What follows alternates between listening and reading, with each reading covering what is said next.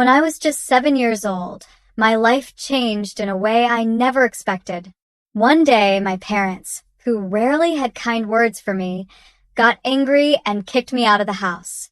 They had always favored my younger brother, Renzo, making me feel like I didn't belong. Wandering the dark streets that night, I felt scared, lonely, and completely lost. Then, out of nowhere, a kind woman approached me and took me in. That moment marked the beginning of a new chapter in my life. 15 years later, I had grown into a successful and independent woman. When my parents tried to reconnect with me, I was determined to face them differently. I wanted to rewrite the story of my life, one where I had the power to change everything. I grew up in a wealthy family in Los Angeles. My parents, Mr. and Mrs. Finnick, were both high-powered attorneys who thrived on their careers and social status. Our financial stability should have meant a secure childhood, but I often felt like a shadow in my own home. They idolized Renzo, who excelled in school and seemed to effortlessly earn their praise. On the other hand, I struggled to meet their high expectations. No matter how hard I tried, nothing I did seemed good enough.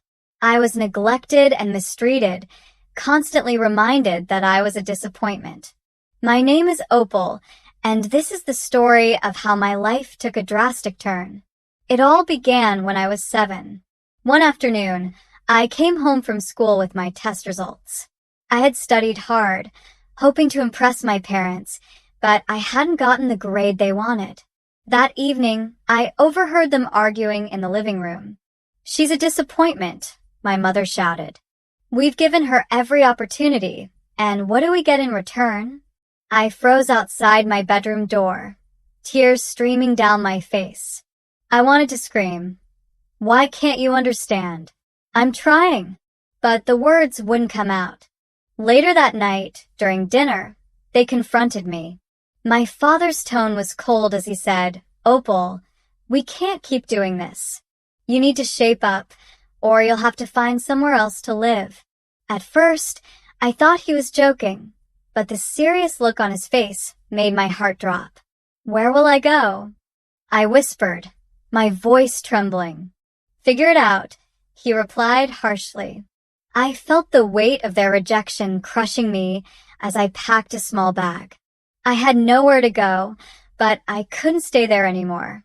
As I stepped out into the night, the city's bright lights and distant laughter felt overwhelming. Austin was a place I should have called home, but in that moment, I felt like an outsider. Alone and frightened, I wandered aimlessly for hours. Just when I thought all hope was lost, I saw a familiar face, my Aunt Vesper. Concern was written all over her face as she hurried toward me. "Opal, what are you doing here?" she asked. I didn't know where else to go, I admitted, my voice shaky. Without hesitation, she pulled me into a comforting hug. "Come with me," she said softly. "You're safe now." Vesper, who was 35 at the time, worked as a restaurant manager. She had always been my safe haven, the one person who truly believed in me. She took me to her small apartment and made me a warm bowl of soup. "I was so worried about you," she said, her voice soothing. "You can stay with me for as long as you need." Living with Vesper changed everything. She became the mother figure I had always longed for, filling the emotional emptiness my parents had left behind. "You're smart, Opal. You can do anything you set your mind to," she often told me. Her unwavering support gave me the strength to focus on my studies.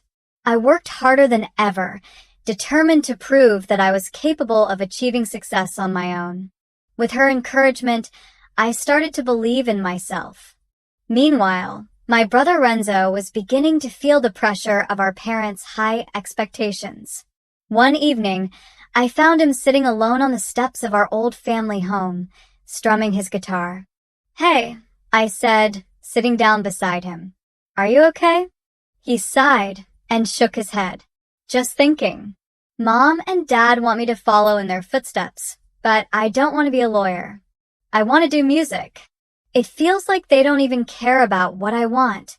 Hearing his frustration made me realize that even he wasn't immune to the weight of their expectations. For the first time, I saw him not as the favored child, but as someone trapped in his own struggles. That night marked a turning point for both of us. With the love and support of my Aunt Vesper, I had started to rebuild my life, proving that I was stronger than the challenges I had faced. And now I could see that even Renzo needed someone to believe in him too. Together, we began to navigate the complicated dynamics of our family, determined to find our own paths and create lives filled with meaning and happiness. "I understand," I said softly, feeling the weight of Renzo's struggle. "You have to follow your passion, Renzo. You deserve to be happy." He sighed, his fingers gently strumming his guitar. "But they'll be so mad. It's like they'll never accept this." "Maybe it's time to stand up for yourself," I suggested, hoping my words would give him the courage he needed. "If I could find a way to move forward, so can you." Renzo nodded slowly, but the doubt in his eyes lingered. Under Aunt Vesper's care, my life began to change for the better. Her encouragement and belief in me gave me the strength I had never felt before. I started excelling in school, pouring my energy into my studies. Vesper was always there, cheering me on and reminding me of my potential. Meanwhile, things at home only got worse for Renzo. He had decided to enroll in a performing arts school, defying our parents' expectations that he follow their path into law. When they found out, the fallout was unforgettable. One evening, I came home from school to find a heated argument erupting in the living room. My father's face was flushed with anger as he yelled at Renzo. "You're throwing your life away," Mr. Finnick bellowed. "No, Dad. I'm finally doing what I love," Renzo said, his voice rising in defiance. "That's not how we raised you," my mother snapped. "You're wasting your potential." I stood frozen in the doorway, my heart racing. I couldn't stay silent. "This isn't fair," I shouted, stepping into the room. "Renzo has the right to choose his own path." My father's glare turned toward me. "Stay out of this, Opal. You've done enough damage already." His words stung, but they also solidified what I had known for a long time. My parents' control was suffocating, and their inability to see us as individuals was toxic. Renzo stood his ground, but the tension in the room was unbearable. It was clear that our parents were unwilling to accept our choices, no matter how much it hurt us. Back at Vesper's apartment, life was warm and full of hope. Her small home was cozy, filled with laughter and the comforting smell of home-cooked meals. It was everything my childhood home had never been. "You're going to be a doctor one day. I just know it," Vesper said one evening as she helped me with my homework. "You have the heart for it." Her words ignited something in me. For the first time, I truly believed I could achieve something great. I threw myself into my studies with a determination I didn't know I had. School became my sanctuary, a place where I could escape the painful memories of my past and focus on building a brighter future. But even as I flourished academically, I couldn't stop thinking about Renzo. He was still living under our parents' roof, facing their constant pressure to abandon his dreams and pursue law. One day, I decided to call him. "Hey, how's everything going?" I asked, trying to keep my voice upbeat. "It's the same," he replied, his voice heavy with frustration. "Mom and Dad just don't get it. They think I'll eventually change my mind and go to law school." "You won't though, right?" I asked firmly. "You're too talented to give up on your passion." "I know," he said with a sigh. "But it's hard when they keep pushing me. I feel like I'll never be free." A rush of inspiration hit me. "What if you came to stay with me and Vesper for a while? It might help you figure things out." "Maybe," he said, though I could hear the hesitation in his voice. As the months passed, my hard work began to pay off. I graduated high school with honors and received a scholarship to a prestigious university. The day I got my acceptance letter, I was over the moon. "I did it, Vesper," I exclaimed, jumping up and down with excitement. "I'm going to be a doctor." Vesper hugged me tightly, tears of pride shining in her eyes. "I always knew you could do it, Opal. You've worked so hard, and you deserve this." Her words meant everything to me, but even in that joyful moment, a shadow of fear lingered. I knew my journey would be challenging, and I couldn't shake the worry about what lay ahead, for both me and Renzo. When I called my parents to share the news about my scholarship, their reaction was exactly what I feared. "That's great, Opal," my father said flatly. "But remember, medical school is tough. You'll have to be perfect." I clenched my fists, fighting back tears. I wanted them to be proud of me, to acknowledge how hard I had worked. But instead, they turned my accomplishment into another pressure-filled obligation. "Why can't you just be proud of hers?" Vesper interjected, frustration bubbling over. "She's worked so hard for this." The silence that followed was deafening. My parents' lack of enthusiasm stung deeply, but it also reaffirmed what I already knew. They were stuck in their ways, incapable of celebrating me for who I was. Despite the pain, I refused to let their indifference hold me back.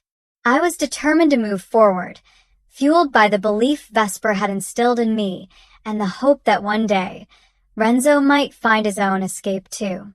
But I refused to let their disappointment overshadow my happiness. I was finally living my dream, and I wasn't going to let their disapproval hold me back.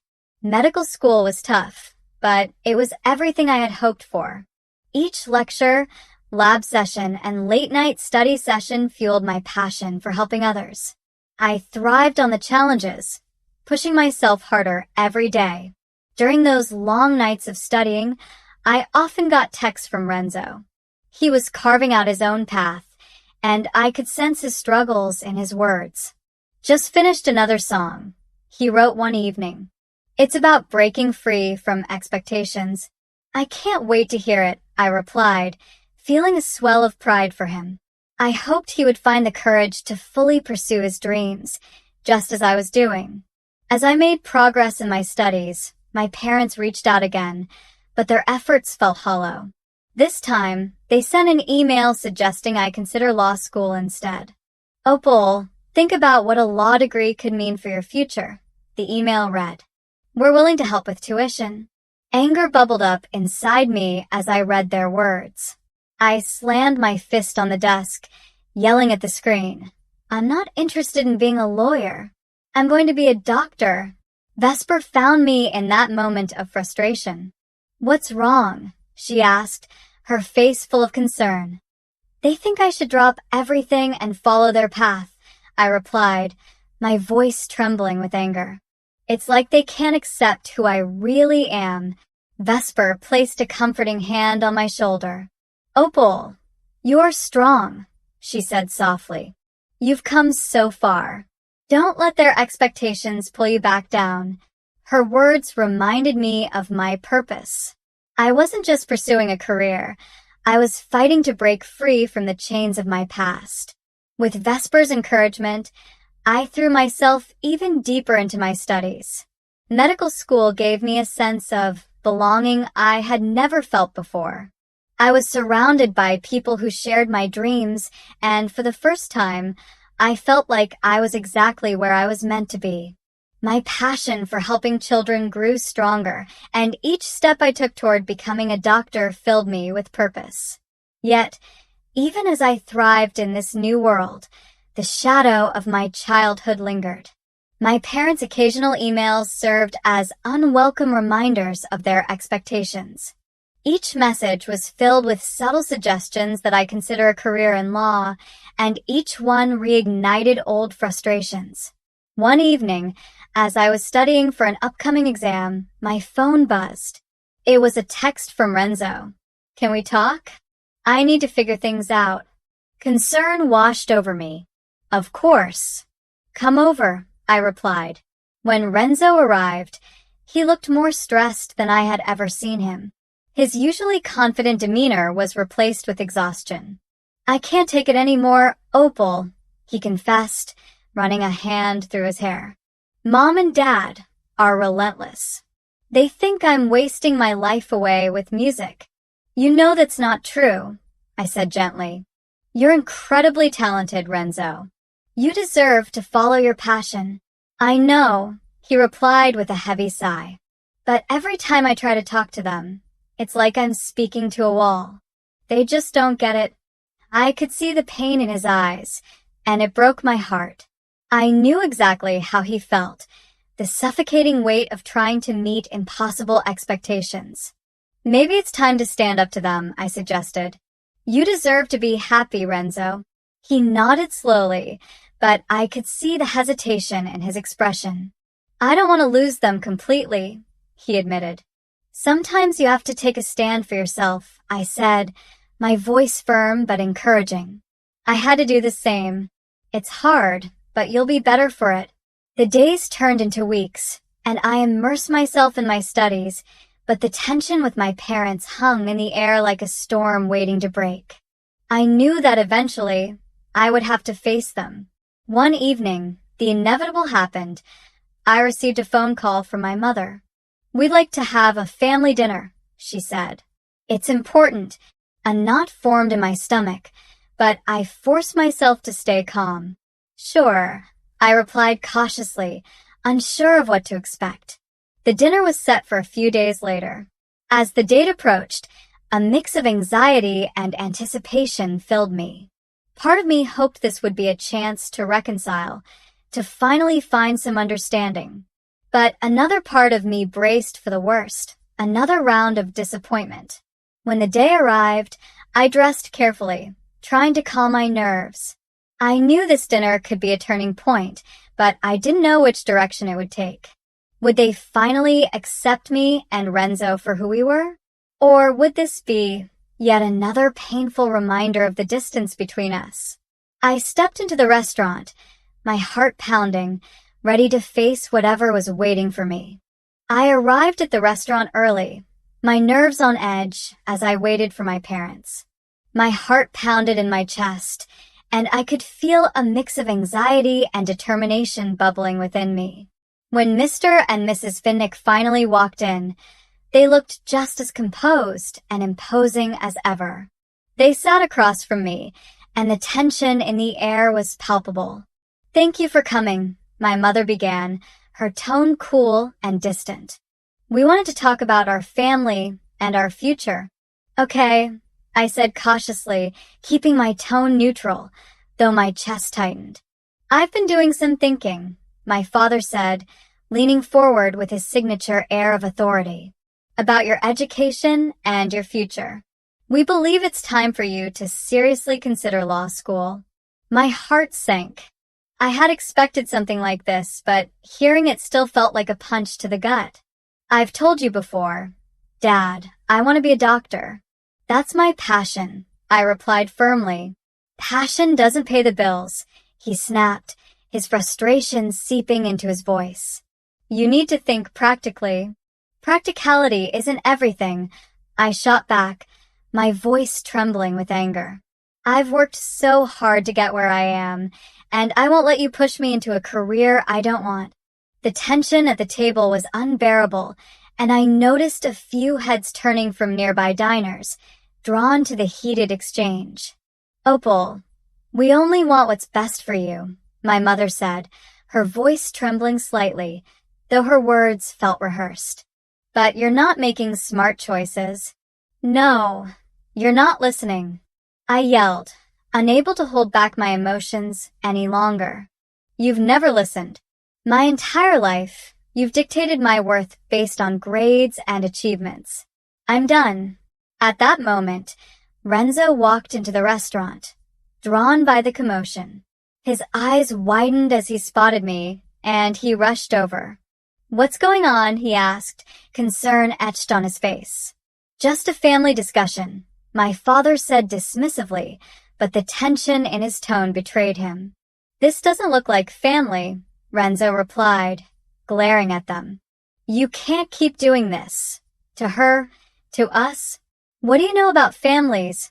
my mother snapped, her voice harsh and defensive. "More than you think." Renzo shot back, his voice rising. He stepped closer to me, standing by my side. "Opal deserves support, not judgment. We both do." In that moment, something inside me broke. All the years of rejection, frustration, and pain came rushing to the surface. I had spent my whole life chasing their approval, only to find it was always just out of reach. Now I was done. "I'm done trying to live up to your standards," I shouted, my voice trembling but strong. "I'm finally happy, and I refuse to let you take that away from me." The restaurant went silent. All eyes were on us, but I didn't care. I had laid my emotions bare, exposing years of bottled-up hurt. Renzo stood beside me, his presence grounding me. I glanced at my parents, who seemed stunned, their usual composure shattered. "Opal, this isn't how you should talk to us," my father finally said, his voice trembling slightly. "Why not?" I shot back, still fuming. "I've spent my entire life trying to please you, and it's only made me feel worse. I'm not a disappointment. I'm doing what I love." Renzo turned to our parents, his eyes blazing with determination. "You need to understand that pushing us into careers we don't want isn't love. It's control." My mother's harsh demeanor cracked, and for the first time, I saw real emotion in her eyes. "We thought we were doing what was best for you," she said quietly, her voice tinged with regret. "Best for us or best for you?" I countered, my voice steady and firm. "You've never seen us for who we really are. You only see your expectations." A shift occurred within me at that moment. I realized I was no longer the scared little girl desperate for their approval. I was an adult, a future doctor with dreams of helping others. And I was finally ready to stand up for myself and for Renzo. "Enough of this," I said firmly. "I won't let you dictate my future anymore. I'm going to be a pediatrician, and nothing you say will change that." Tears welled up in my mother's eyes as she absorbed my words. "I just wanted you both to have secure futures," she said softly. "I thought that would make you happy." "Happiness isn't defined by a job or a title," Renzo said gently, his tone softening. "It's about being true to ourselves. I want to make music, and Opal wants to help children. That's what makes us happy." The weight of the conversation hung in the air, but for the first time, I felt lighter. I had spoken my truth, and it was liberating. My father let out a heavy sigh, his expression filled with regret. "Maybe we've been too focused on our own definitions of success," he admitted. "We didn't mean to push you away." I could see the sincerity in their eyes, but I knew that words alone wouldn't mend the years of hurt. "It's going to take time," I said, my voice steady. "Time for me to trust you again. But I'm willing to try, if you are." My mother nodded, her expression softening. "We want to support you, Opal. Really, we do. Can we start over?" Renzo and I exchanged a glance, and I nodded cautiously. "Let's take it one step at a time," I replied. "We have a lot to work through." In the weeks that followed, we began to rebuild our relationship. It wasn't easy. Old habits die hard, but my parents made an effort to show their support. They attended my medical school events, and for the first time, it felt like they were trying to understand my passion. Meanwhile, Renzo pursued his music with renewed determination. He played at local gigs, slowly carving out his path. I admired his courage and felt proud of him for standing up for what he believed in. Eventually, Vesper, Renzo, and I decided to open a community center for children. We wanted to create a safe space where kids could explore their passions, just as we had fought for ours. On the day of the grand opening, as I stood surrounded by smiling faces, I felt a profound sense of fulfillment. My journey had taught me that love isn't about meeting expectations. It's about supporting each other in being our true selves. And that was a lesson worth sharing.